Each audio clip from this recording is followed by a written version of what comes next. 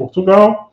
André de Chermont, a nossa coordenadora aqui da equipe, ela pede para a gente, na página 2, no item autocorrupção,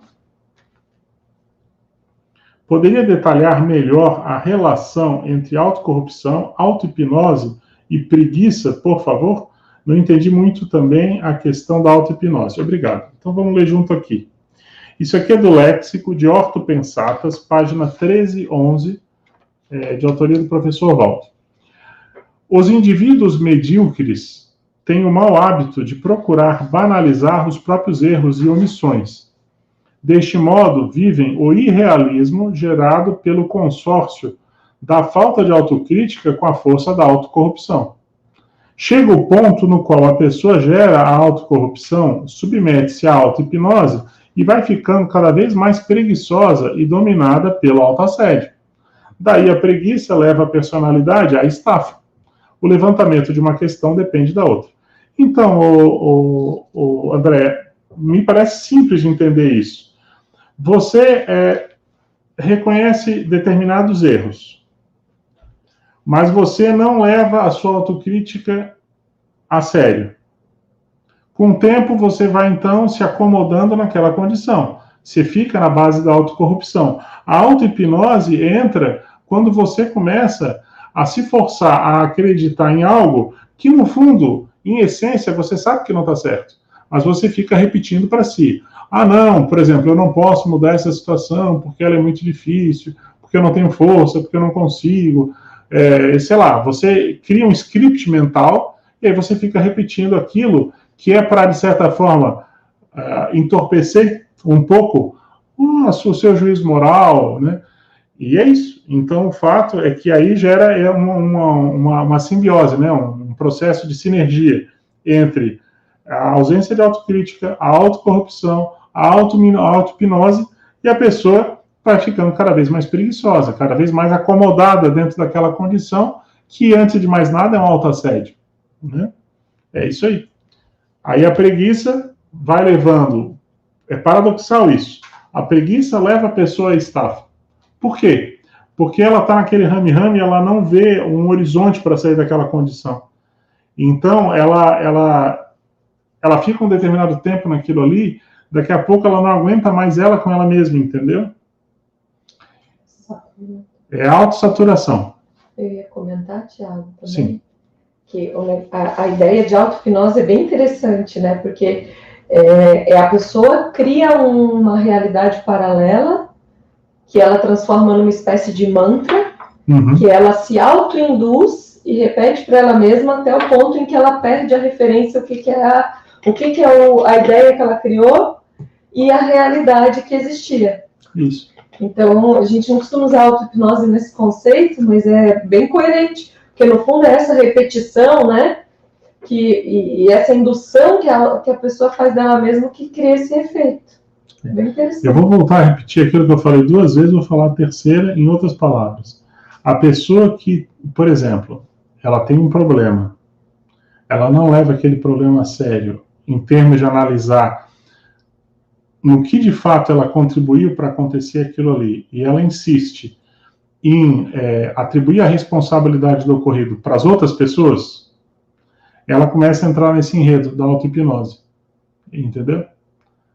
Então, ela não traz para ela a responsabilidade dela. Por que isso aconteceu? No que eu contribuí aqui? E o que eu tenho que fazer para mudar para não voltar a acontecer? Ela vai chegar e vai dizer, isso é culpa do fulano de tal. Ele abusou da minha, sei lá, ingenuidade. Eu era inocente. A pessoa me... Entendeu? Você cria um enredo mental para justificar aquela condição.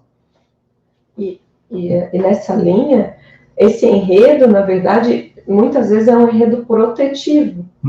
É uma condição para a pessoa não ter que conflitar os apriorismos que ela já possui. Perfeito. Então, quanto mais ela vai cultivar, ela não confronta os apriorismos, aí entra a preguiça. Mais força ela tem que fazer para o próximo apriorismo que aparecer, que ela for confrontada na vida, né? Porque ela já criou tantas histórias paralelas, para contextualizar aquelas situações, para não criar conflitos dentro da mente dela, né, para não quebrar crenças estruturantes, que ela não consegue mais, ela vai ficando enredada. E para mim esse é o caminho clássico do energema. Porque a pessoa ela vai se desconectando da realidade a tal ponto, criando um conceptáculo de ideias tão fortes para respaldar uma realidade que ela não consegue contrapor, né? Que ela vai perdendo um pouco o autodomínio, isso. Né? Mas você condição de checagem, de se adaptar. Claro.